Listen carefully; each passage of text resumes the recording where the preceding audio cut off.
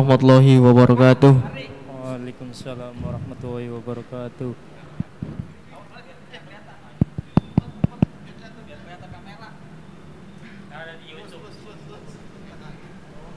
Cek cek.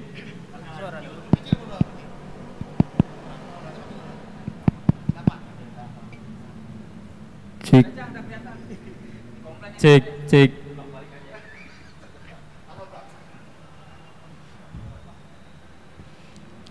A'udzu billahi minasyaitonir rajim. Bismillahirrahmanirrahim. Al-Fatihah bin sa'ada bil jama bil qabul. Wa ila hadrat Nabi Mustafa Rasulullah sallallahu alaihi wasallam wa khulafa rasyidin Abu Bakr wa Umar wa Utsman wa Ali radhiyallahu an. Al-Fatihah. A'udzu billahi minasyaitonir rajim. Bismillahirrahmanirrahim. Alhamdulillahi rabbil alamin. Arrahmanir rahim. Maliki yaumiddin. Iyyaka na'budu wa iyyaka nasta'in. Ihdinas siratal mustaqim. Siratal ladzina an'amta 'alaihim ghairil maghdubi 'alaihim waladdallin.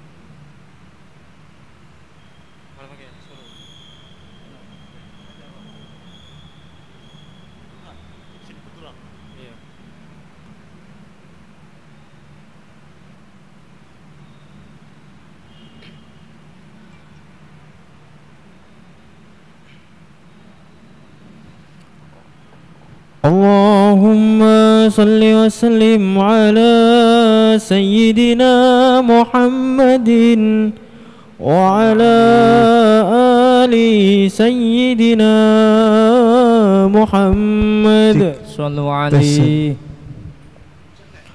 Qalbi ala babak sajad yad'uka ya Allah,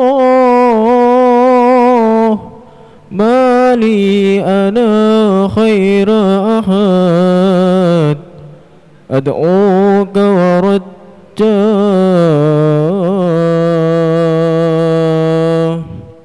Qalbi ala babak sajad yad'uka ya Allah, mali ana khaira ahad ad'uka wa tarja. Qalbi ala kilmamta'at yadukana ya Allah, ya ilubka ya Rabbil madad. Allahu ya Allah. Qalbi ala baba sajad yad'uka ya Allah, mali mana khair ahad ad'uka.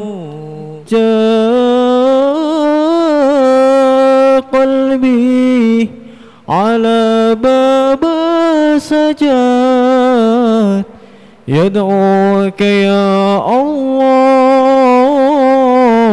mali ana khairu ahad ad'uka wa tarja. Qalbi ala baba sajad yad'uka ya Allah, mali ana khaira ahad ad'uka wa tarja.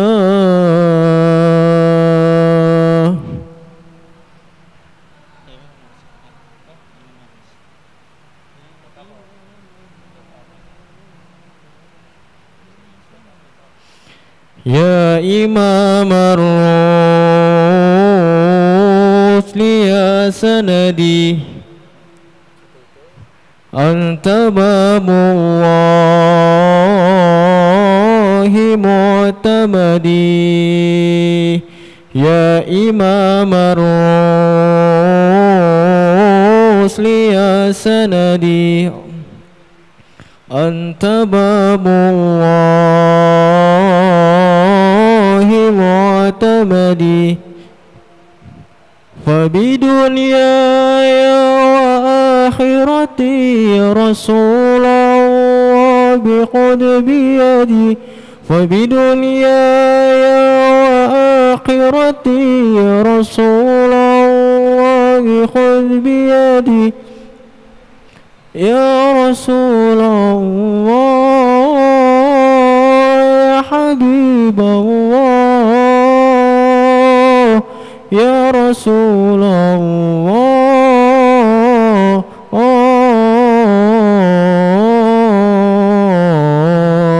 خذ بيدي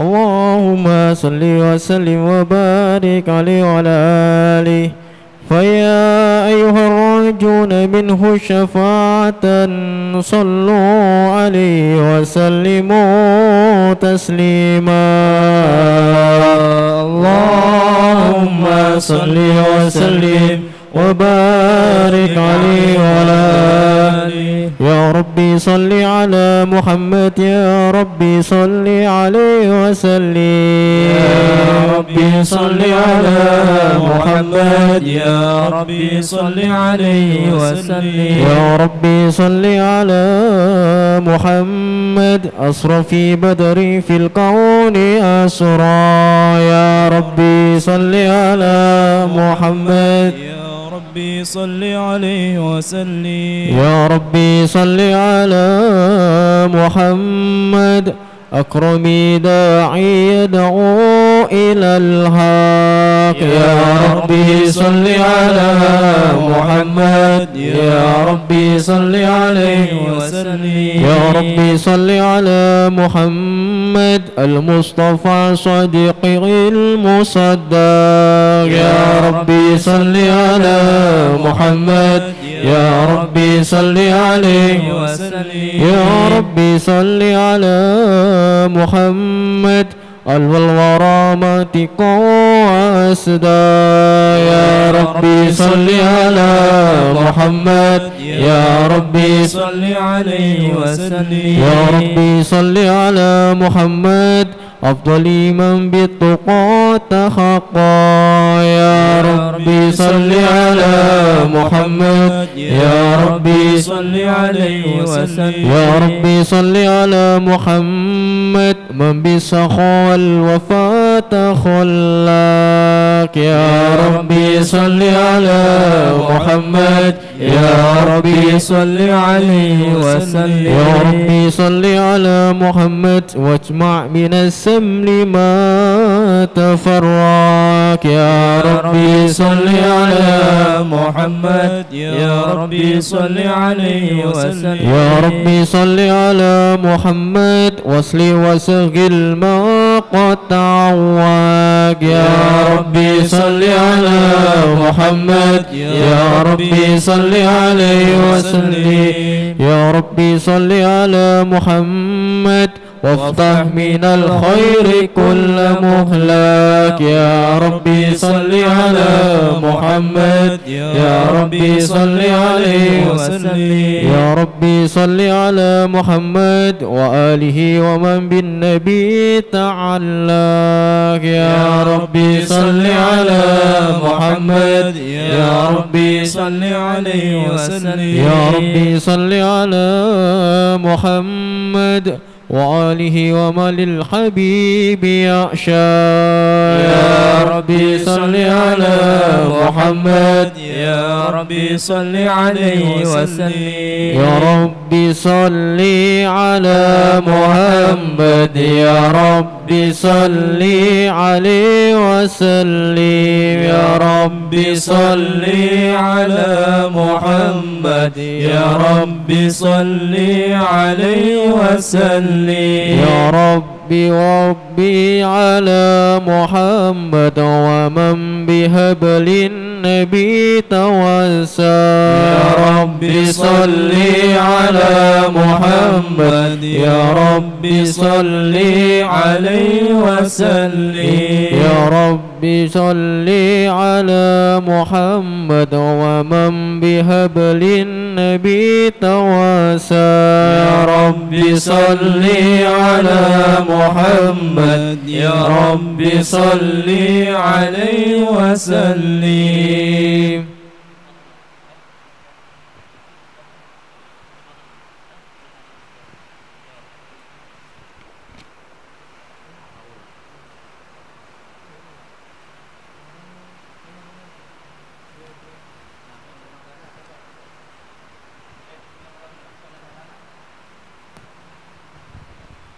أعوذ بالله من الشيطان الرجيم بسم الله الرحمن الرحيم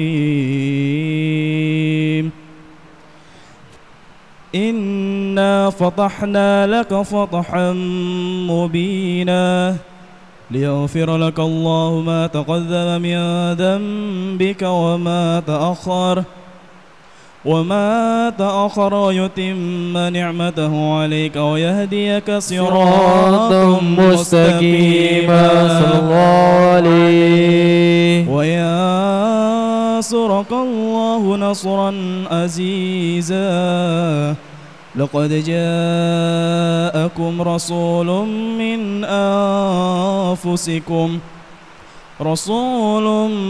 من أنفسكم عزيز عليه ما أنتم حريص عليكم بالمؤمنين رؤوف رحيم صلى الله عليه فإن تولوا فقل حسبي الله لا إله إلا هو عليه توكلت وهو رب العرش العظيم إن الله وملائكته يصلون على النبي يا أيها الذين آمنوا صلوا عليه وسلموا تسليما اللهم صل وسلم وصلاة وتسليم على سيدنا ونبينا محمد رؤوف رحيم اللهم صل وسلم وبارك عليه وعلى آله. بسم الله الرحمن الرحيم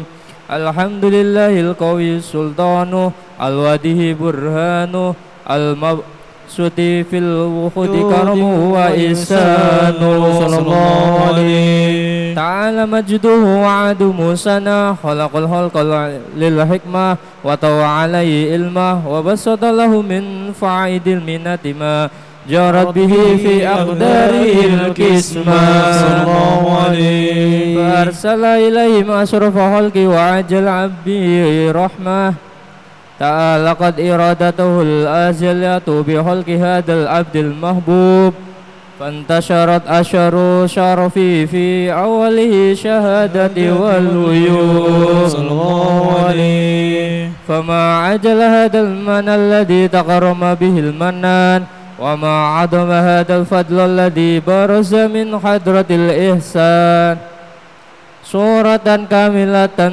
دارت في هيكل محمود فآثرت بوجوده أقنف الوجود وتورثت بردة الألوام بتورث التكريم اللهم صل وسلم أشرف الصلاة وتسليم على سيدنا ونبينا محمد رؤوف رحيم اللهم صل وسلم وبارك عليه وعلى آله.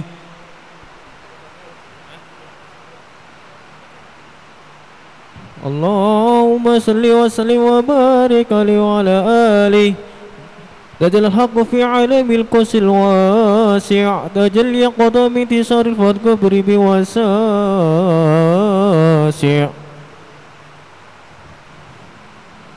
ولهم الذي لا تأثر أفراد بالعدد ولا يمل تر بالكثرة الأدردات حيث أبصرنا بالعالم بالإمكان صورة هذا الإنسان لتسر في الوجود يسقل وتنتشر أسر في الأكوان وما من سر تصلق بالمنيب إلا من ثواب بفضل الله على هذا الحبيب يا لقلب سروره توالى بحبيب عمالا من والا جل ما شرف الوجود بنور خمر كون بهجة وجمالا وطرق في الحسن على مقامي وتنهى في مجده وتعالى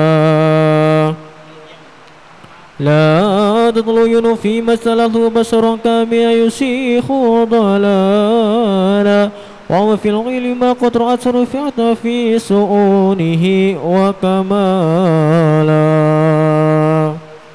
وسبحان الذي أشرف في الحضرة الامتنان ما يجوى في اللسان ويهارد في المعاني الجنان ينتشر منه في عالم البطون والظهور ما ملأ الوجود خلقي النور فتبارك الله من إله كريم بشرتنا آياته في الذكر الحكيم ببشارة لقد جاءكم رسول من أنفسكم عزيز عليه ما عنتم حريص عليكم بالمؤمنين رؤوف رحيم صلى الله عليه وما فتوا هذه البشارة ولقف قلب سليم فقد هدي إلى صراط مستقيم اللهم صل وسلم واشرف الصلاة وتسليم على سيدنا ونبينا محمد الرؤوف الرحيم اللهم صل وسلم وبارك عليه وعلى آله فحين كربا ونود هذا الحبيب أعلنت السماوات والأرض ومن فيهن بترحيب وأمطار الجود الإلهي على أهل الوجود تسيج وألسنة الملائكة بتبصير للعالمين تعيد سبحان الله الحمد لله ولا إله إلا الله الله أكبر سبحان الله الحمد لله ولا إله إلا الله الله أكبر سبحان الله الحمد لله ولا الله أكبر والقدرة كشفت كناء هذا المسطور ليبرز هو نور كاملا في علم الدهور نورا فاق كل نور وأفاد الحق الحكمة ألا من أتم الله عليه النعمة من حواس الأمة أن يهضر إياد وجه الأمة تعنيسا لجنبها المسعود ومسارقة لها في هذا السمات الممدود فحضرت بتوفيق الله سيدة مريم وسيدة عاسية ومعهما من الخور العين ما قسم الله من الشرف بالقسمة الوافية فأتى الوقت الذي رتب الله على حضوره وجود هذا المولود فانفلق صبح الكمال من النور أن أمود وبرز الحامد المحمود مدئنا لله بالتعظيم والسجود صلى الله على محمد صلى الله عليه وسلم صلى الله على محمد صلى الله عليه وسلم يا نبي سلام عليك يا رسول سلام عليك يا حبيب سلام عليك صلوات الله عليك الله يا نبي سلام عليك يا Rasul salam alaika ya Habib salam alaika salawatullah alaika asraqal kaunu ibtihajan biwujudil Mustafa Ahmad wali alil kauni usul wasururun qad tajadat Allah ya Nabi salam alaika ya Rasul salam alaika ya Habib salam alaika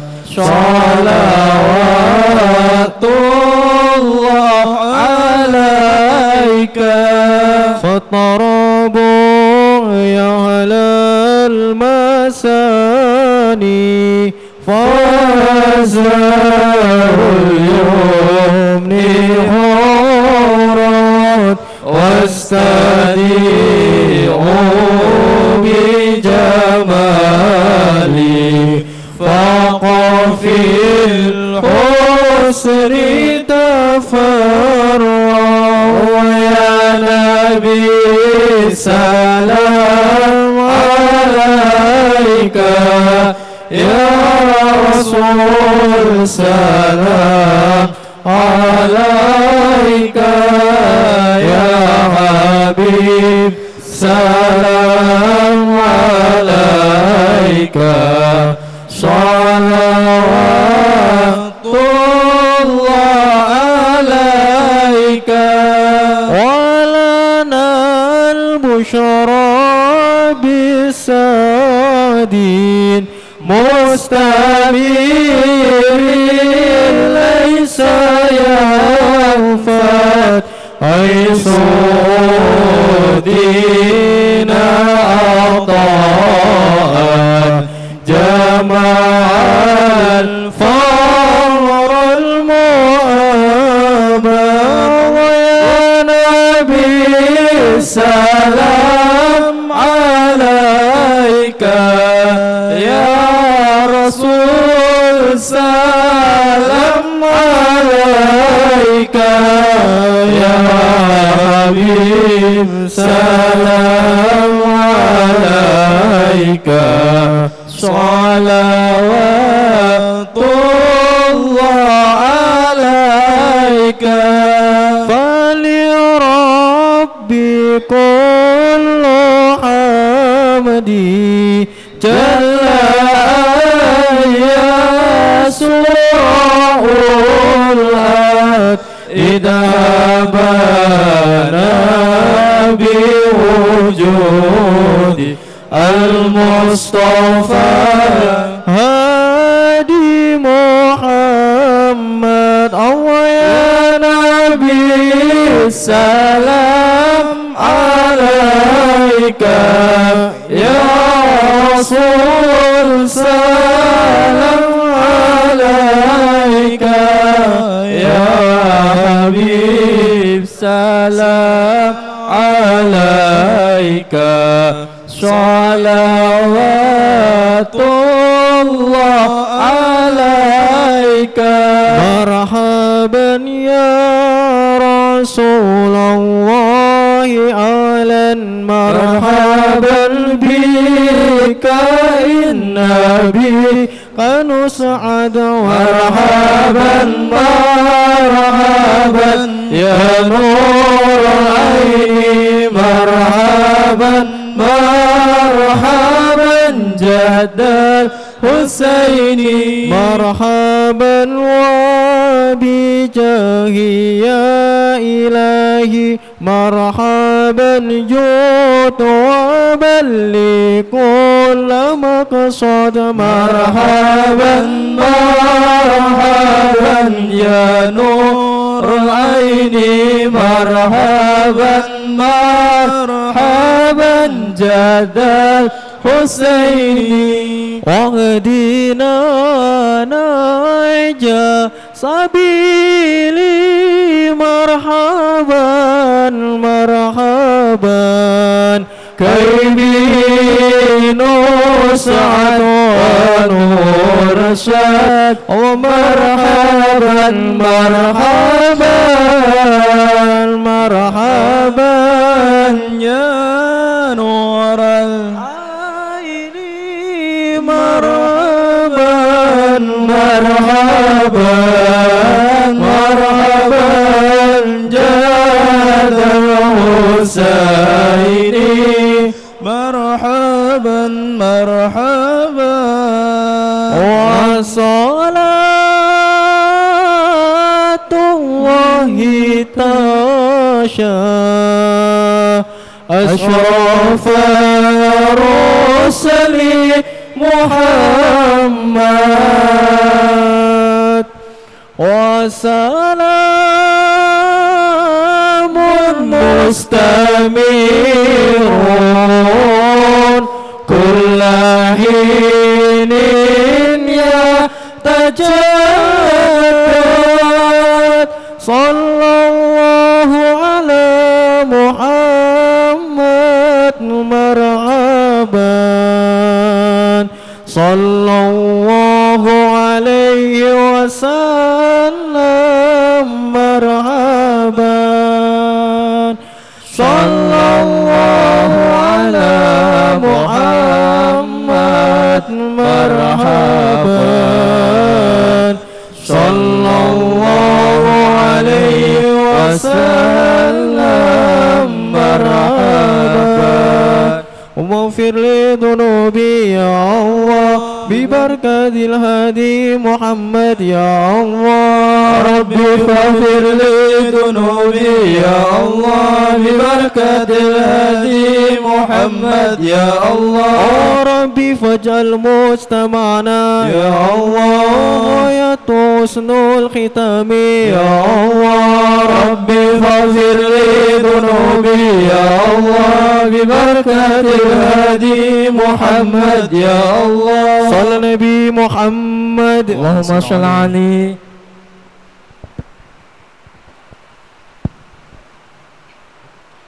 Bismillahirrahmanirrahim. Assalamualaikum warahmatullahi wabarakatuh. Alhamdulillahirabbil alamin. Wassalatu wassalamu ala asrafil anbiya'i wal mursalin sayyidina wa habibina wa syafi'ina wa maulana Muhammadin wa ala alihi wa sahbihi ajma'in. Amma ba'du. Jamaah yang dimulakan Allah Subhanahu wa taala, bersyukur kita kepada Allah Subhanahu wa taala pada sore hari ini kita masih diberikan nikmat iman, Islam, sehat walafiat, panjang umur.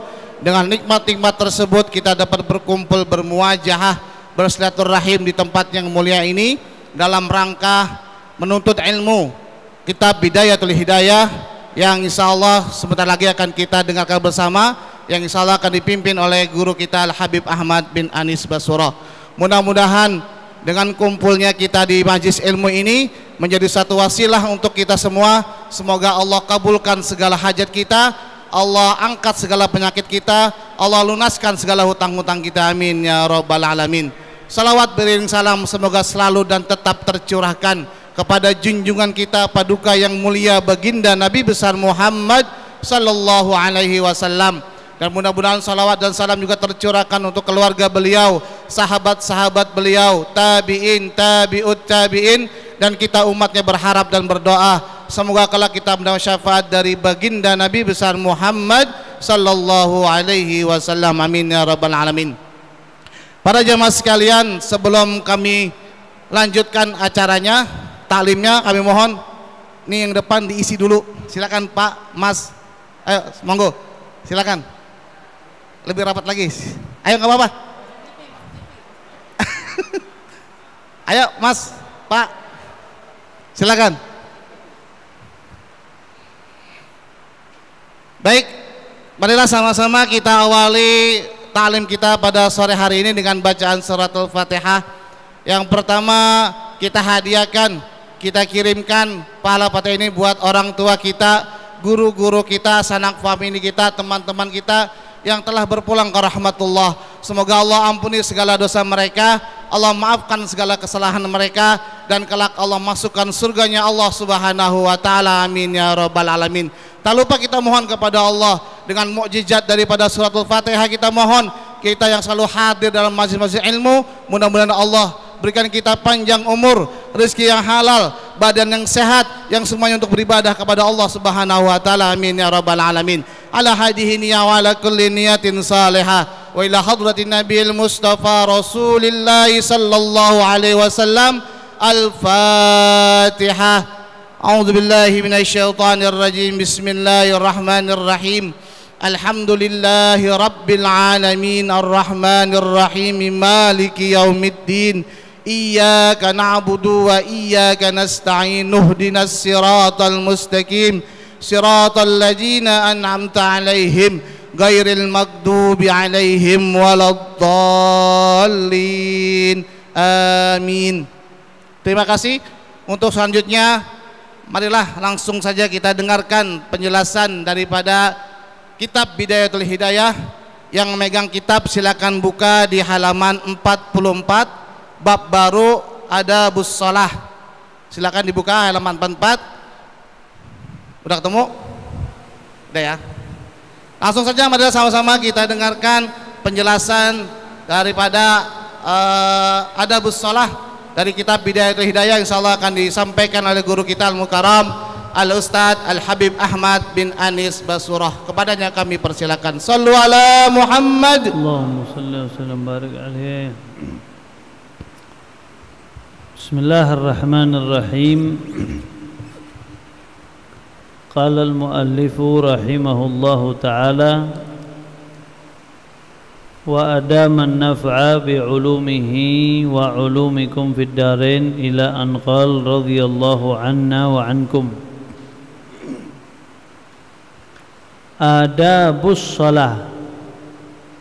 Fa idza faraghta min taharatil hadathi wa taharatil khabathi fil badani wath thiyabi wal makan wa min satril awrati min as-surrati ila ar-rukbati fastaqbilil qiblata qa'iman muzawijan baina qadamayka bihaitsu la tadummuhuma wastawi qa'iman thumma qra' qul a'udzu birabbin nas tahassunan minasy syaithanir rajim wa ahdzir qalbaka ma anta fihi wa farrighhu minal waswas wanzur baina yaday man taqum wa baina man tunaji wa astahi an tunajiya maulaka biqalbin ghafilin wa sadrin mashhunin biwaswasid dunya wa khaba'ithis syahawat wa'lam anna Allah ta'ala muttali'un ala sariratika. Bismillah, alhamdulillah, wassalatu wassalam ala rasulillah wa ala alihi wa sahbihi wa man walah. Subhanaka la ilma lana illa ma 'allamtana innaka antal alimul hakim. Rabbi shrah li sadri wa yassir li amri wahlul 'uqdatam min lisani yafqahu qawli, amma ba'd. Pertama-tama puji serta syukur kepada Allah Subhanahu wa taala yang mana alhamdulillah tsumma alhamdulillah sampai hari ini Allah masih memberikan kita nikmat sehat wal afiyah, nikmat panjang umur, nikmat dapat duduk di majelis ilmu. Mudah-mudahan kita enggak berdiri dari tempat ini kecuali Allah ampuni dosa kita, Allah kabulkan hajat kita, dan Allah makin memperkuat iman Islam kita agar kita meninggal dalam keadaan husnul khatimah. Amin ya rabbal alamin. Tak lupa juga salawat teriring salam kita haturkan kepada baginda kita Nabi kita Muhammad sallallahu alaihi wasallam serta para keluarga, para sahabat, para tabi'in dan tabi'in, dan insyaallah kita semua selalu menjadi pengikut setia Rasulullah sallallahu alaihi wasallam sampai akhir hayat nanti, amin ya rabbal alamin. Adabus shalah, adab salat. Nah, salat itu di dalam bahasa artinya doa. Doa di dalam kebaikan. Mudah-mudahan si fulan panjang umur. Nah, itu arti doa tuh. Bisa dibilang salat. Makanya ada riwayat wa kana an-nabiy sallallahu alaihi wasallam yusalli qabla al-akli wa ba'dahu. Nabi Muhammad itu salat sebelum makan sama sesudah makan. Maksudnya apa? Oh, ada kali salat gabliyah makan, ada enggak? Ba'diyah makan ada? Enggak ada. Nabi sebelum makan itu doa, setelah makan juga doa. Tapi kalau dalam istilah syariat itu artinya salat itu adalah kullu aqwalin wa af'alin muftatihatun bit takbir wa muhtatimatun bit taslim. Ghaliban, segala perkataan dan perbuatan yang dimulai dengan takbir dan ditutup dengan salam. Ghaliban, kebanyakan. Kenapa dibilang kebanyakan? Karena ada sebagian orang nggak pakai kata-kata sholatnya. Contoh, orang gagu tetap wajib sholat nggak ada kata-kata, berarti cuman pekerjaan yang dimulai dengan takbiratul ihram ditutup dengan salam. Ada orang nggak bisa bergerak, tapi bisanya cuma ngomong aja, orang sakit, nggak bisa bergerak sama sekali, tetap wajib sholat nggak? Tetap wajib sholat. Ya, berarti hanya dengan kata-kata.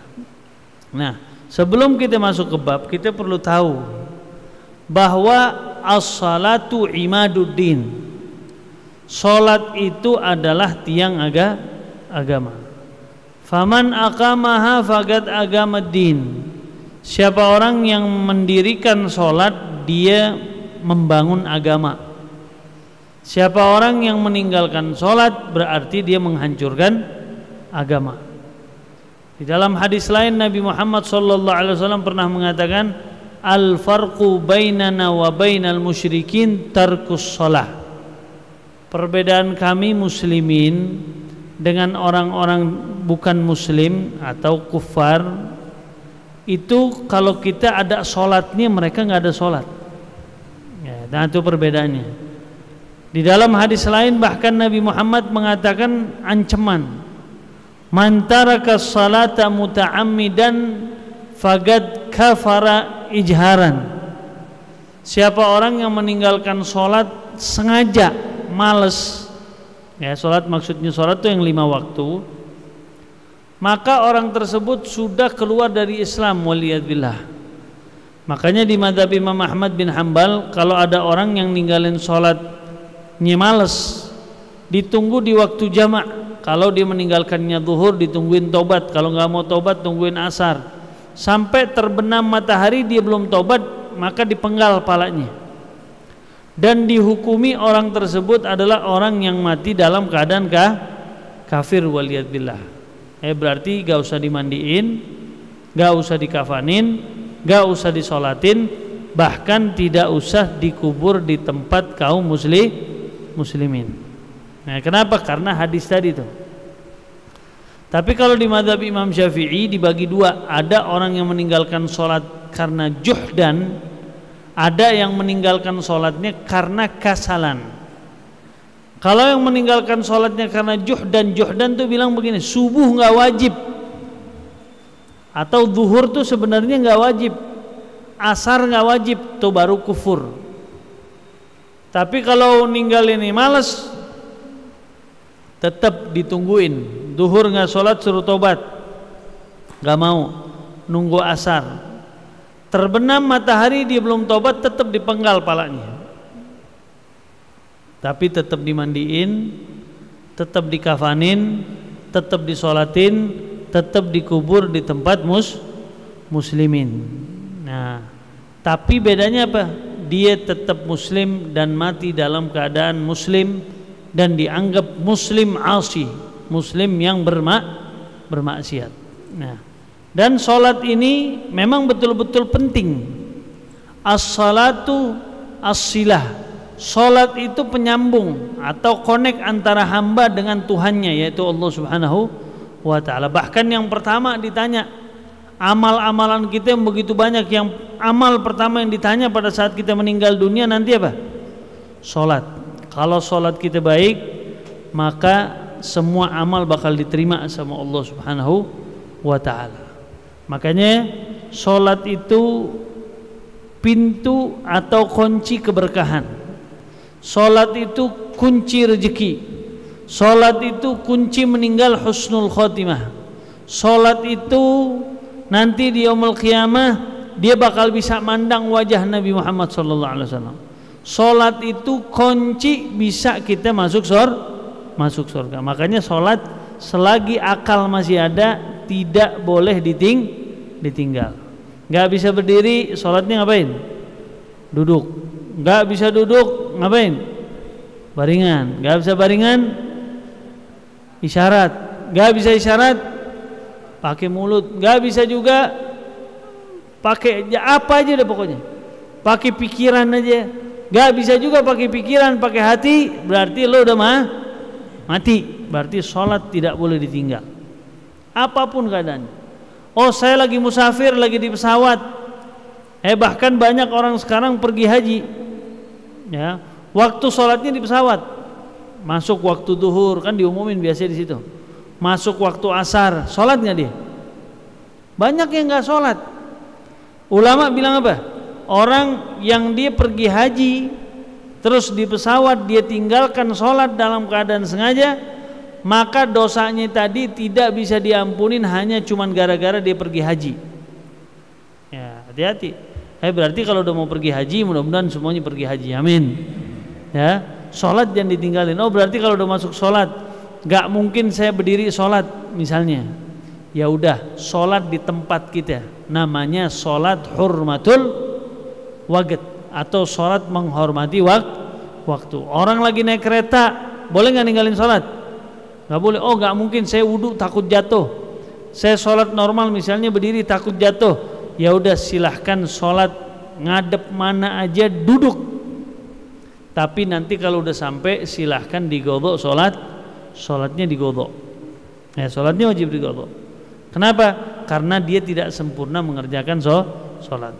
Bahkan Al-Imam Ibn Hajar di kitabnya dia bilang begini, seandainya ada orang yang banyak godok sholat, dia udah balik nih waktu SMP, ada nggak diantara kita yang ninggalin sholat 1 tahun? Ada nggak? Oh, semuanya sih orang baik semua nih mukanya. Ada nggak kira-kira? Ada, insyaallah ya. Ada yang ninggalin sholat 2 tahun. Ada yang ninggalin sholat 3 tahun kagak sholat. Sholatnya cuma Jumat sama sholatnya pas lebaran doang. Ada nggak yang begitu? Insyaallah ada. Ya. Nah, kata Imam Ibn Hajar, dia mengatakan maka orang yang seperti itu haram baginya sholat sunnah. Sholat sunnah nggak boleh. Misalnya dia udah mau tobat nih, dia mau sholat, udah rajin, duhurnya rajin, asar rajin, maghrib rajin, dia mau sholat gabliyah, haram hukumnya. Ngapain ente sholat gabliyah? Sedangkan kita punya godok sholat. Godok aja tuh duhur kita. Mau sholat gabliyah subuh, mau sholat duha, mau sholat sunnatul tahajud misalnya, atau sunnah mutlak, mau sholat witir, semuanya hukumnya jadi haram. Kenapa? Karena kita punya godok sholat. Godok sholat wajib dibayar tuh semuanya itu. Bayarnya gimana? Boleh gak pakai fidyah? Selagi akal masih ada, masih hidup, nggak boleh pakai fidyah. Ya udah, silahkan digodok dengan kita sholat. Oh, kalau mau sholat duhur, gabliyah duhurnya diganti dengan sholat godok duhur. Ba'diyah duhur, oh digodok dengan sholat godok zuhur. Gabliyah maghrib begitu, ba'diyah maghrib begitu, gabliyah asar begitu, ba'diyah asar. Ada nggak ba'diyah asar? Nah, tapi kalau buat qadha sholat wajib nggak apa-apa, karena hukum sholatnya wajib. Yang nggak boleh itu kalau sholat sunnah. Kenapa kok seperti itu? Sampai para ulama begitu keras di dalam bab sholat, karena sholat itu imaduddin, inti daripada agama. Bahkan dikatakan as-salatu bimanzilatir ra's fil jasad. Sholat itu kedudukannya seperti kepala di jasadnya orang. Kalau ada orang nggak ada kepalanya, kira-kira hidup apa enggak? Nggak mungkin. Ya udah, sholat juga begitu. Agama nggak ada sholat 5 waktu, maka tidak dianggap punya agama, waliyadillah. Maka sholat jangan pernah tinggalkan. Sebandel-bandelnya kita, ya, senakal-nakalnya kita, senggak benar-benarnya kita, suka misalnya ghibah, namimah, ya, sholat jangan pernah tinggalkan. Karena sholat kalau kita tinggalkan, maka kita sama aja memutuskan tali kita dengan Allah Subhanahu wa ta'ala. Maka keberkahan. Bahkan dibilang, liman lam yusalli la tujalisuhu. Kalau kita ketemu sama orang atau bersahabat sama orang yang enggak sholat, jangan duduk sama dia, jangan bergaul sama dia. Kenapa? Karena takutnya pas musibah lagi datang ke orang itu, kita malah kedapatan kecipratan musibah yang sama, waliyadillah. Maka sebisa mungkin sholat. Ya, kalau kita sholatnya udah rajin, jangan lupa yang udah nikah, ajarin, didik istri, anak-anak kita juga sholat. Jangan kitanya doang rajin ke masjid, istri kita di rumah nggak sholat. Kita doang rajin ke masjid, tapi anak-anak kita nggak sholat. Sholat penting. Ya, sholat nggak ada alasan untuk meninggalkan sholat. Nah, bahkan yang sering terjadi, ada orang jalan dari rumahnya bawa tongkat, ya, kakinya lagi sakit. Nah, pas dia sholat, boleh duduk nggak dia? Boleh nggak? Kalau dari awal langsung duduk, sholatnya nggak sah. Kan dari rumah bisa jalan, berarti bisa berdiri nggak dia? Bisa berdiri kan? Ya udah. Terus gimana? Ya udah, takbiratul ihram harus berdiri dulu. Baca Fatihahnya harus berdiri dulu. Tapi pertengahan Fatihah nggak kuat kakinya dia, baru duduk. Tapi kalau dari pertama dia masuk ke sholat wajibnya dari pertama dia langsung duduk, maka sholatnya tidak sah. Nah, jadi kalau memang sakitnya, pertengahan dia masih kuat berdiri dulu. Di pertengahan dia capek nggak bisa terusin, ya udah silahkan baru duduk. Sholat fardu wajib berdiri bagi yang mampu berdiri. Kalau sholat sunnah, walaupun mampu berdiri, mau duduk boleh nggak? Boleh. Misalnya di masjid AHM, masjid AHM mana nih? Pegangsaan, bikin sholat taraweh. Pas bikin sholat taraweh, makmumnya mau duduk semua. Contoh nih, semuanya duduk. Padahal mah bisa berdiri semua. Semuanya sholatnya duduk. Sah nggak sholatnya? Sah sholatnya. Ya, tapi memang pahalanya tidak sempurna. Yang harusnya dapatnya $100, jadi dapatnya 100 perak, sama-sama 100. Tapi jadinya 100 rupiah. Yang harusnya 100 $100 lebih banyak, jadinya lebih sedikit. Nah, baru balik ke kitab. Jadi kesimpulannya, sholat jangan pernah ditinggal. Kalau mau jodoh gampang, sholat jangan tinggal. Kalau mau rezeki lancar, sholat jangan tinggal. Kalau mau sehat badan, sholat jangan tinggal. Kalau mau berkah dunia akhirat, sholat jangan tinggal. Kalau mau meninggal husnul khotimah, sholat jangan pernah tinggal.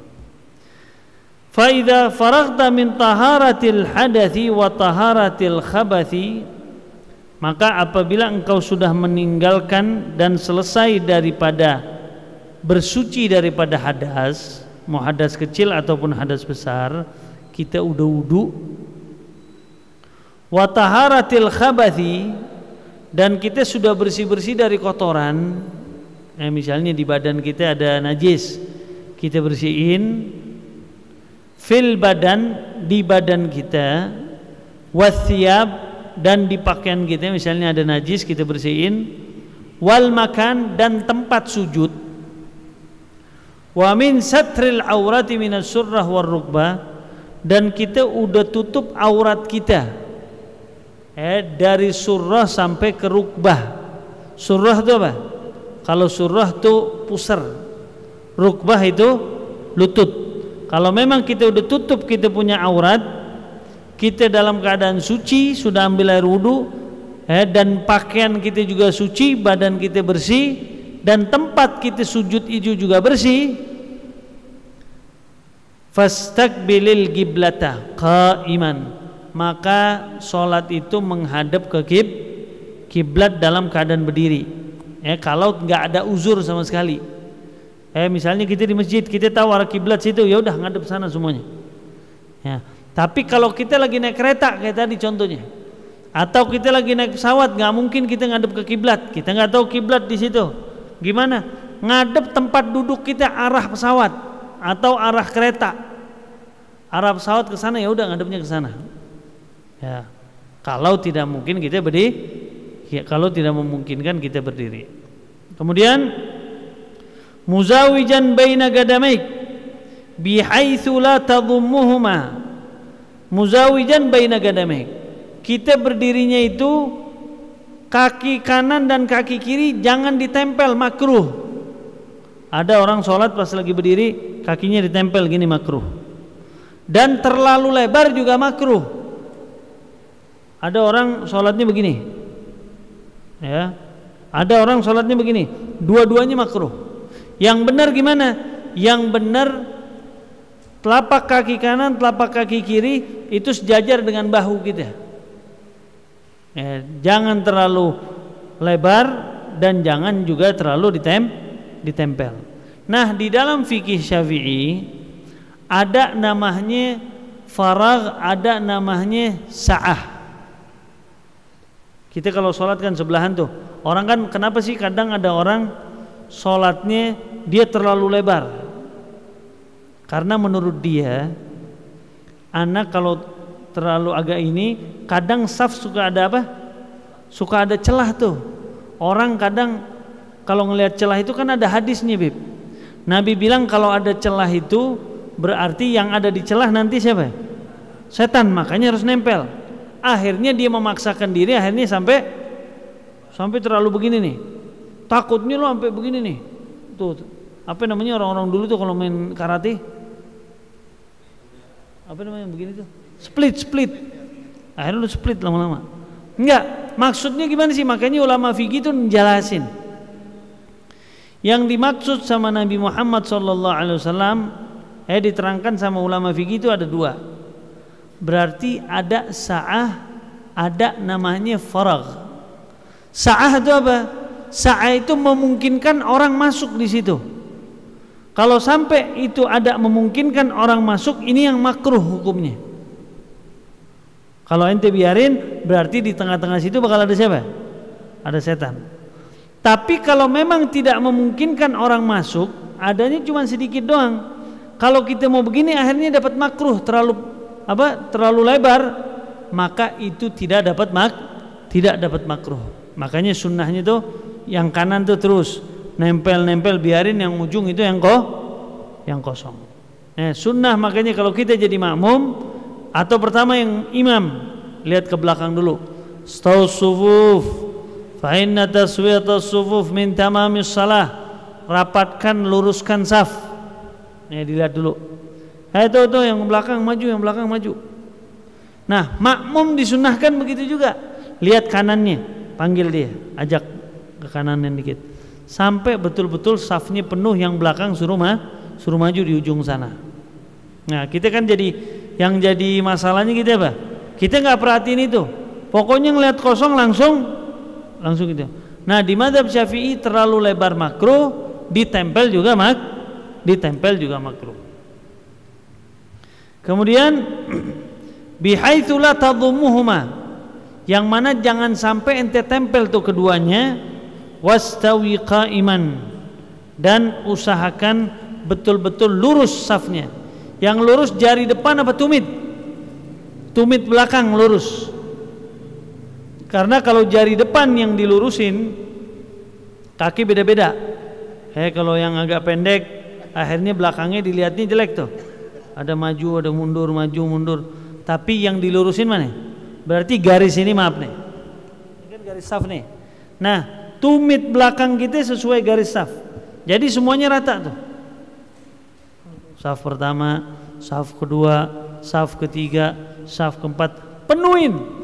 Karena ada pendapat ulama, kalau di depan kita ada saf yang kosong, maka kalau kita diam tanpa uzur, kita yang di belakang itu tidak dapat fadilah sholat berjamaah.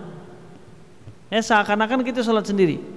Bahkan itu mu'tamad di mazhab Syafi'i. Bahkan sebagian ulama bilang apa? Batal sholat yang di belakang kalau membiarkan di depannya itu kosong tanpa uzur. Kalau kita kan biasa aja kosong biarin. Kadang sering kejadiannya pas lagi sholat Jumat, di depan kosong dibiarin. Enggak, isi. Supaya kita tidak mendapatkan supaya kita bisa mendapatkan fadilah sholat berjamaah. Nah, kemudian tsumma qra' qul a'udzu birabbin nas. Nah, sebelum sholat, sholatnya tenang, ngadep ke kiblat. Habis itu usahakan baca surat qul a'udzu birabbin nas sebelum sholat. Bismillahirrahmanirrahim. Qul a'udzu birabbin nas, malikin nas, ilahin nas, min syarril waswasil khannas. Apa fungsinya? Fungsinya supaya kita tidak was-was pada saat kita sholat, supaya tidak diganggu sama setan. Ya, baca tuh. Pelan aja tapi. Bismillahirrahmanirrahim. Bahkan ada di kitab-kitab lain dibilang apa? Fanfudh ala yasarik. Ngeludah tapi nggak keluar liur. Gini aja kayak niup 3 kali ke kiri. Kalau lo jangan kesempatan nih, kiri gua nih musuh banget ini. Tuh. Enggak. Niup aja pelan aja, jangan sampai dia ngelihat. Supaya tidak ada gangguan dari setan. Tahassunan biha minasyaitonir rajim, agar kita dijaga dari gangguan setan. Wa ahdzir qalbaka, dan usahakan sholat itu hadir hatinya. Ma anta fihi, dari awal sholat sampai akhir sholat sebisa mungkin. Makanya disunahkan tuh sholat itu usahakan berjamaah. Kalau kita lagi sholat sendiri, kalau kita nggak hadir, di mazhab Imam Ahmad bin Hanbal dapat dosa kita. Karena al-khusyuk dibilang khusyuk itu min syartis shalah. Khusyuk itu merupakan salah satu syarat sholat. Pokoknya sebisa mungkin hadirin tuh. Jangan sampai ada ingat-ingat hal-hal yang lain. Wa farrighhu minal waswas, dan jauhin diri kita dari sifat waswas, karena al waswasatu minasy syaitan. Waswas itu dari syaitan. Wanzur baina yaday man taqum, dan lihatlah engkau ini lagi ngadep siapa. Bukan lagi ngadep bos, bukan lagi ngadep orang tua, bukan lagi ngadep mertua, bukan lagi ngadep guru, tapi yang kita hadapi adalah Allah Subhanahu wa ta'ala, yang ngasih kita makan, yang ngasih kita minum, yang ngasih kita sehat, yang ngasih kita nikmat-nikmat yang tidak terhingga, yaitu Allah Subhanahu wa ta'ala. Kemudian wa man tunaji wa astahyi an tunaji maulaka biqalbin ghafil, dan kita harus punya sifat malu. Masa iya engkau menghadap ke Allah Subhanahu wa ta'ala dengan hati yang lalai. Wa sadrin mashhunin biwaswasid dunya, dan dada kita dipenuhi dengan cinta kepada dunia, waliyadzubillah. Wa khaba'ithis syahwat, apalagi pas lagi sholat malah nginget syahwat-syahwat yang dilarang. Lagi sholat diinget pacarnya dia tuh. Lagi sholat dia nginget kotoran-kotoran tuh di akalnya dia, waliyadzubillah. Hati-hati jangan sampai begitu. Wa alam annallaha ta'ala muttali'un ala sariratika, dan ingatlah Allah Subhanahu wa ta'ala itu maha melihat, Maha tahu apa yang ada di hati kita. Wa nadhirun ila qalbika, dan Allah tahu betul apa yang ada di dalam hati kita.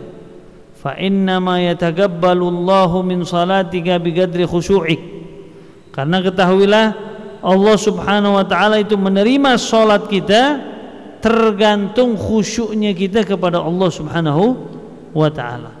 Wa hudurik wa khudu'ik wa tawadhu'ik, dan berapa banyak engkau tunduk pasrah kepada Allah.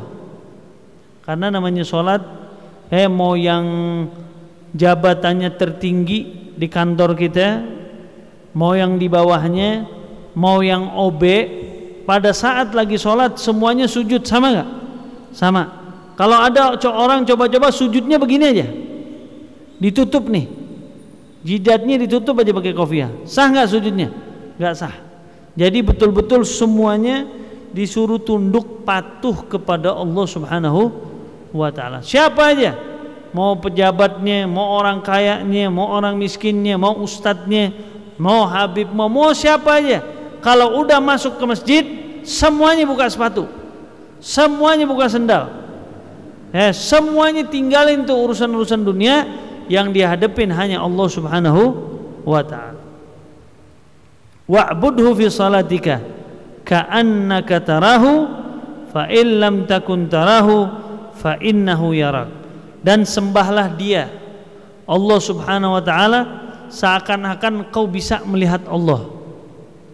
Tapi kalau nggak bisa seperti itu, maka ketahuilah dan yakinlah bahwa Allah Subhanahu wa ta'ala sedang melihat kita. Fa in lam yahdhur qalbuka wa lam taskun jawarihuka li gusuri ma'rifatika bi jalalillahi ta'ala faqaddir anna rajulan salihan min wujuhi ahli baitika yanzuru ilaik. Nah, kata Imam Ghazali begini, banyak orang pas lagi sholat itu nggak bisa hadir. Banyak orang sholat itu kayaknya dia kagak bisa menghadirkan tuh dia lagi sholat. Maka kata Imam Ghazali, jangan diem kalau sholat kita begitu. Kita kalau lagi sholat ingat kemana-mana. Kalau lagi sholat nggak bisa hadir. Kalau lagi sholat ngehayalnya kemana-mana. Maka kata Imam Ghazali, bikin cara gimana caranya biar hawa nafsu kita betul-betul hadir ibadah sama Allah Subhanahu wa ta'ala. Apa caranya? Kata Imam Ghazali, maka anggap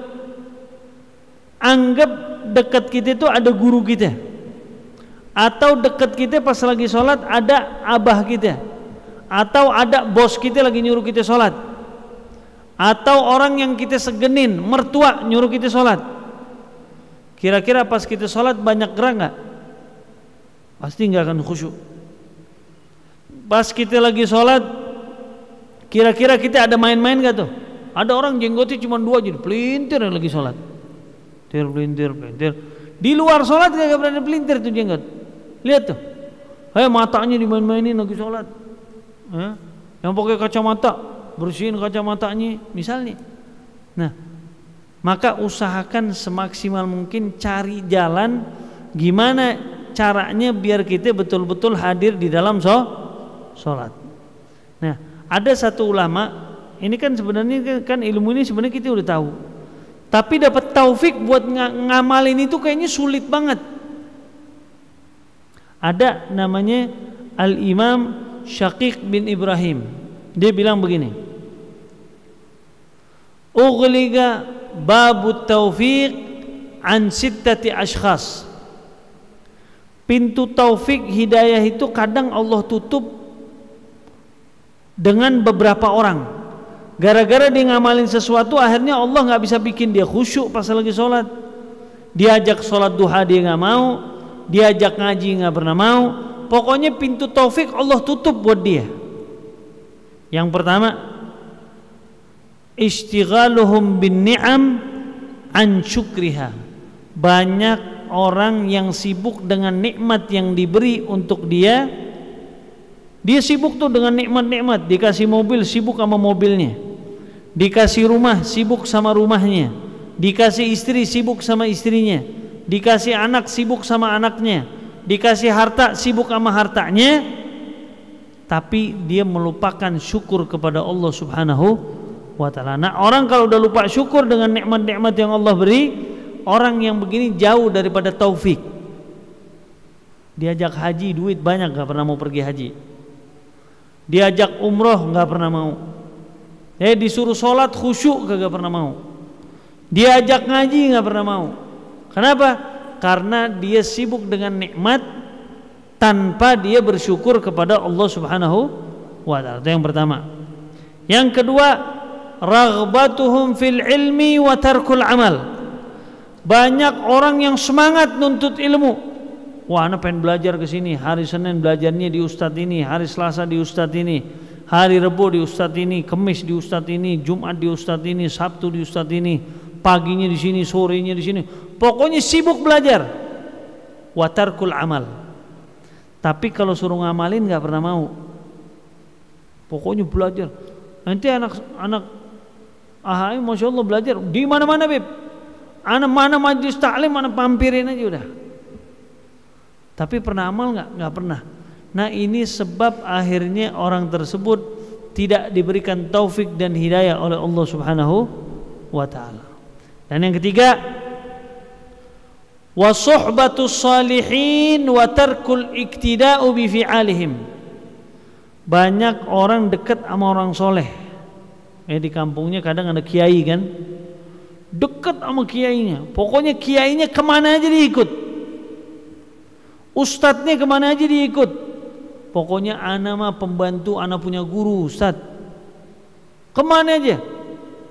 Tapi ightarra bidzalik, dia tertipu cuman dekat sama orang soleh tanpa mengikuti akhlak-akhlak orang soleh. Cuman dekat aja. Nanti dekat gak sama Kiai Fulan dulu yang udah meninggal? Masya Allah, anak mah teman karibnya dia. Kemana-mana tuh ustadz anak pasti ada. Tapi tuh ustadz lagi sholat duha, dia gak sholat duha. Tuh ustadz lagi sholat gabliyah, dia gak sholat gabliyah. Tuh ustadz kata-katanya bagus, lemah lembut, dia kata-katanya kok kotor, waliyadbillah. Nah, orang yang seperti itu bakal ditutup pintu taufik dari dirinya, waliyadbillah. Terus yang keempat, orang yang nggak bisa dapat taufik dari Allah Subhanahu wa ta'ala, siapa? Al-musabagatu 'anidz dzambi wa tarkut taubah. Kalau diajak bikin dosa, nomor 1, nanti kalau malam weekend kita dugem. Oh, di mana itu? Langsung nanya. Ayo. Bikin dosa cepet. Tapi disuruh taubat nanti dulu. Lu kenapa gak taubat-taubat? Ya nantilah. Kalau udah dia HM 20 tahun. Ntar, lu nyolong mulu hidup lu, gak apa-apa dah. Lu taubat kapan? Ntar deh, besok lusa. Nah, orang yang begini bakal susah mendapatkan taufik dan hidayah dari Allah Subhanahu wa ta'ala. Dan yang kelima, orang yang sulit mendapatkan taufik dari Allah Subhanahu wa ta'ala, siapa?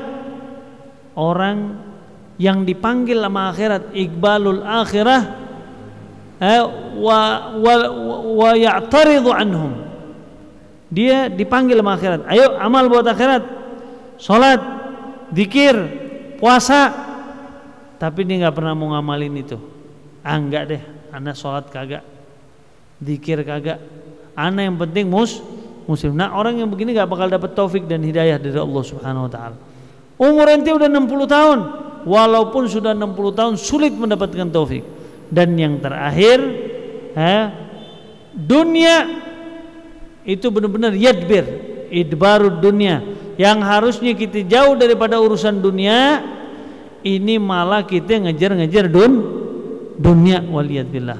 Nah, 6 sebab tadi yang menyebabkan orang tersebut sulit mendapatkan taufik dari Allah Subhanahu wa ta'ala. Kita kalau ditanya sama diri kita sekarang, kita sholat dari umur berapa? Sholat subuh, duhur, asar, maghrib, isya, subuh, duhur, akhir, terus kita sholat. Tapi kayaknya untuk hadir kayaknya sulit banget. Untuk doa khusyuk kayaknya sulit banget. Untuk bangun tahajud kayaknya sulit banget. Untuk sholat witir kayaknya sulit banget. Apa yang menyebabkan itu? Ternyata masih banyak amalan-amalan yang kita tidak sesuai dengan ajaran Nabi kita Muhammad sallallahu alaihi wasallam. Maka mudah-mudahan dengan taklim kita diberkahin sama Allah Subhanahu wa taala, kita selalu diberikan taufik dan hidayah oleh Allah Subhanahu wa taala, kita, keluarga kita, anak kita, cucu kita, istri kita, semoga diberikan keberkahan oleh Allah Subhanahu wa taala, dan kita dicatat sama Allah meninggalnya dalam keadaan husnul khatimah. Amin ya rabbal alamin. Dah berhenti di situ. Wallahu a'lam bissawab. Fadhal.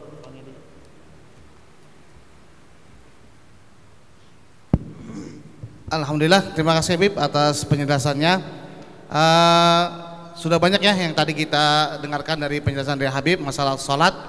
Ini baru berapa baris saya lihat itu, subhanallah udah banyak banget penjelasan Habib. Mungkin ada yang ingin bertanya kepada Habib, kami persilakan 3 penanya. Silakan. Hadiah ada? Belum. Ada hadiah enggak? Belum ada. Belum. Belum ada. Silakan yang ingin bertanya.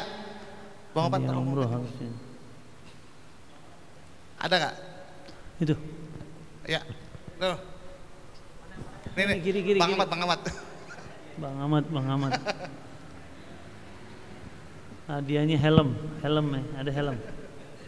Assalamualaikum warahmatullahi wabarakatuh. Waalaikumsalam. Habib izin tanya kalau tadi yang ketika imam menengok ke belakang dulu sebelum sholat, mengajak jamaah untuk merapatkan. Kalau ini kondisi di masjid kita ya Ustaz Habib ya. Kalau ada kebiasaan soalnya jamaah yang di belakang itu kadang ngisi kiri dulu atau kanan dulu, ketika nggak ketemu lagi yang ngisi tengahnya kosong. Nah itu imamnya harus seperti apa atau jamaah yang lain seperti apa? Yang kedua tadi yang mengisi kekosongan tadi, ketika kondisinya itu ditinggal sama anak kecil misalkan gitu Ustaz. Tadinya ada anak-anak, ternyata dia lari keluar atau gimana gitu, itu seperti apa Habib? Terima kasih. Assalamualaikum warahmatullahi wabarakatuh. Waalaikumsalam warahmatullahi wabarakatuh. Yang pertama memang kita kudu belajar, semua jamaah itu kudu belajar, karena Nabi bilang talabul ilmi faridhatun ala kulli muslim. Nah, dan yang kedua memang tugasnya imam ngingetin gitu juga. Ayo diisi tengahnya dulu, nanti ke kanan tuh. Ke kanan udah keisi baru ke kiri. Kanan kiri, pokoknya sampai dia sampai sejajar. Belakang gitu juga, kanan dulu datang. Tengahnya dulu, habis itu ke kanan, ke kiri, kanan kiri. Jadi setiap makmum yang masuk kan dia bisa tahu tuh. Oh, kanan udah agak penuh, maka dia pindah ke kiri terus sampai selesai. Nah, pertanyaan yang kedua, kondisi makmumnya yang di depan kita tuh anak kecil. Kadang pertengahan sholat dia ninggalin sholat. Sebenarnya nggak harus anak kecil aja, kadang anak dewasa. Misalnya dia ada uzur, dia misalnya kentut atau batal wudunya, dia mau nggak mau kan keluar dari saf. Pada saat dia keluar dari saf, bagaimana sih? Maka disunahkan bagi makmum yang ada di sampingnya dia, yang kanan tuh geser ke kiri dia. Terus misalnya sini kosong, yang sana tuh langsung geser ke kiri. Tapi hati-hati gesernya itu jangan sampai 3 kali gerakan berturut yang membatalkan sholat, gerakan yang membatalkan sholat. Terus sampai misalnya kesisanya di sana kan berarti kesisa 1, maka yang belakang maju 1 dan seterusnya sampai belakang. Nah ternyata saf yang paling belakang adanya 2 orang. Kalau dia maju ke depan, maka safnya sisa berapa dia? Sisa sendiri itu makruh. Maka nggak usah mundur, nggak usah maju dia. Udah di posisinya dia, karena kalau sholat sendiri di dalam satu saf, maka hukum sholatnya jadi makruh. Ya. Gimana Bang Ahmad? Puas? Silakan yang kedua. Ya. Assalamualaikum warahmatullahi wabarakatuh. Waalaikumsalam. Habib mau nanya, yang tadi kan juga kalau sholat pas gerak 3 kali pasti batal ya.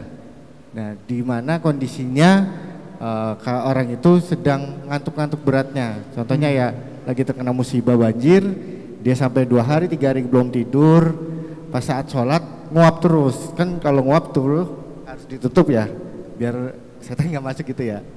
Nah itu udah lebih dari 3, apakah sholatnya batal atau tidak? Jazakallah khair. Jadi begini, jadi ternyata di anggota tubuh kita ini, anggota tubuh itu ada yang membatalkan kalau gerak 3 kali, ada yang tidak. Apa sih yang membatalkan? Yang membatalkan yang ada sikunya. Nih, ini 1, 2, 3. Ini pergelangan 1, 2, 3. Itu batal tuh. Kaki juga begitu. Kepala juga begitu. 1, 2, 3. Ini juga begitu nih. Ya, 1, 2, 3. Syaratnya 2. Yang pertama 3 kali gerakan. Yang kedua berturut-turut. Ya, langsung disambung, berkesinambungan. Tapi kalau dia geraknya kayak ngantuk dia. Gerakannya berapa tuh? 1. Nah, dia balik lagi tuh. Nah, dia pas sini kan berhenti. Habis itu digerakin lagi. Hitungannya berapa tuh? Hitungannya 1. Kenapa? Karena dia berhenti dulu di sini. Berhenti walaupun sebentar. Habis itu baru tuh. Tapi kalau dia bergeraknya begini, hitungnya berapa tuh? Baru 2. Kenapa? Karena itu langsung langsung. Nah, gerakan yang membatalkan itu kalau disambung sampai 3. 1, 2, 3. Nah, itu batal. Tapi kalau 1 diberhenti. 1 lagi. Ya. Nah, itu yang pertama. Yang kedua, kalau anggota tubuhnya seperti jari, lidah, mata mau digerakin lebih dari 3 kali pun tidak apa-apa. Yang penting jangan tujuan untuk main. Kalau tujuannya untuk main-main, mumpung kagak batal nih. Ada orang jari, kadang kan gatel.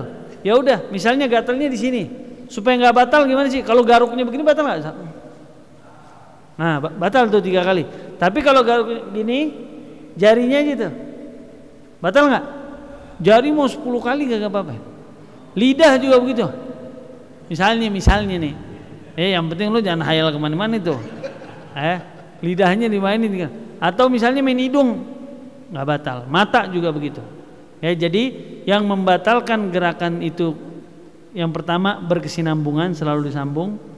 Yang kedua, memang gerakannya 3 kali. Nah, lagi maju juga begitu. Jangan mentang-mentang saf depan kosong main jalan aja tuh. 5 langkah ya batal sholat inti.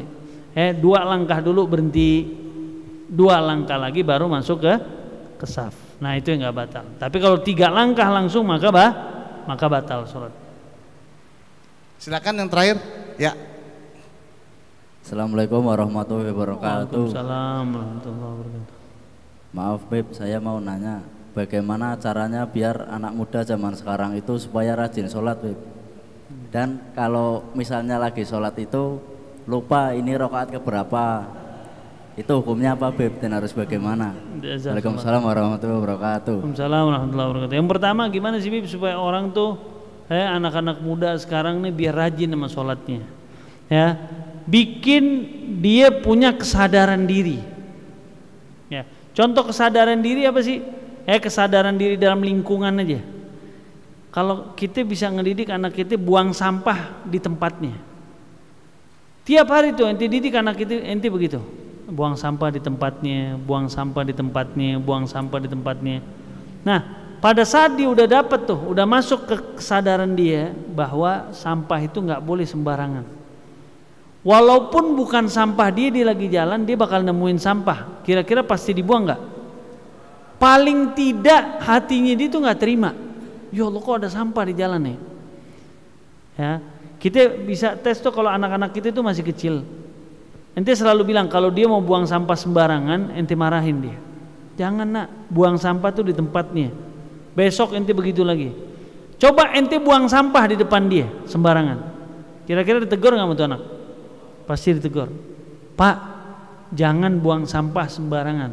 Berarti yang pertama itu harus dibikin sadar bahwa sholat itu adalah kebutuhan, bukan kewajiban aja.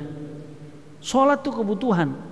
Jadi tuh orang diajak tuh, ayo sholat ini kebutuhan ente. Nah, yang kedua apa? Yang kedua, sering-sering ajak dia ke majelis taklim supaya dengar hadis-hadis tentang sholat, ayat-ayat tentang sholat, dan bahayanya orang kalau meninggalkan sholat. Nah, dengan begitu sekali, 2 kali, 3 kali, 4 kali, Allah di Quran bilang apa? Wa'mur ahlaka bis salati wassabir 'alaiha. Ajak orang sholat itu memang butuh kesabaran. Besok lagi ajak, besok lagi, kagak kebuka-buka hatinya Bib. Terus jangan pernah bosan mendidik orang untuk kenal sholat. Lama-lama insya Allah dia bakal sholat. Dan pertanyaan yang kedua, kalau ada orang pas sholat dia lupa rakaat keberapa? Yang pertama, ya pasti itu orang banyak utang. Ya, biasanya banyak utang itu dia. Ya, biasanya lupa aja tuh sama aduh ini rakaat keberapa nih, Pak. Tapi ulama bilangnya apa? Kalau memang kita lupa rakaat keberapa, ya, maka ambil yang lebih sedikit. Kita lupa nih rakaat ketiga apa rakaat kedua, maka ambilnya yang dua. Karena sholat itu nggak boleh ditambah, kecuali keadaan begitu. Misalnya anak mau sholat duhur lagi semangat, mau sholatnya 6 rakaat, boleh nggak? Boleh nggak? Nggak boleh, karena 4 rakaat dia udah 4 rakaat. Tapi pada saat anak ragu kayak tadi, padahal udah 4 rakaat, tapi anak ragu ini udah 3 atau 4. Maka ulama bilangnya apa? Anggap itu 3, walaupun kenyataannya itu udah 4. Tapi kan kita nggak tahu tuh. Ya udah silahkan ditambah 1 lagi. Kenyataan hakikatnya 5 rakaat, sah nggak sholatnya? Sah. Karena kita ambilnya yang lebih sedikit. Tapi kalau lagi semangat mau sholat duhurnya 5, boleh nggak? Nggak boleh. Ya. Jazakallah khair. Alhamdulillah udah semuanya. Ini Habib ada 1 buku nih Bib yang nanya 3. Cuman ini judulnya tentang menyiapkan diri menuju pernikahan suci. Berarti ini buat bujang Bib. Buat yang bujang. Buat anak muda Bib. Maju tadi yang maju tuh. Ayo. Fadhal maju. Namanya siapa namanya? Ulum, Masya Allah.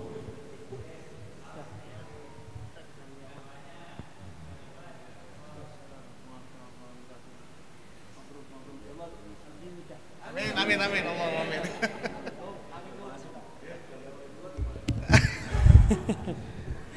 Baik, alhamdulillah jamaah kita sudah menyelesaikan ta'lim kita pada sore hari ini. Mudah-mudahan apa yang tadi dibahas oleh Habib, dijelaskan oleh Habib, yang terpenting adalah bisa kita praktekkan dalam kehidupan kita sehari-hari. Yang pertama, jangan pernah meninggalkan sholat. Apapun keadaan kita, tetap sholat nomor 2. Nomor 2 Habib ya. Nomor 1 artinya jangan pernah meninggalkan sholat. Kemudian tadi dijelaskan tentang tata cara sholat yang benar dan sebagainya. Dan mudah-mudahan ini semuanya bisa bermanfaat buat kehidupan kita sehari-hari. Amin ya rabbal alamin.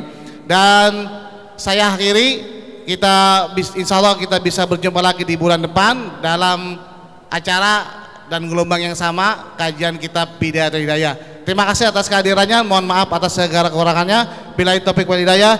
Wassalamualaikum warahmatullahi wabarakatuh. Waalaikumsalam warahmatullahi wabarakatuh. Ya Rabbana tarafna bi annana aftarafna wa annana ashrafna ala ladha ashrafna فتب علينا توبة تغسل كل حوبة واستر لنا العورات وآمن الروعات واغفر لوالدينا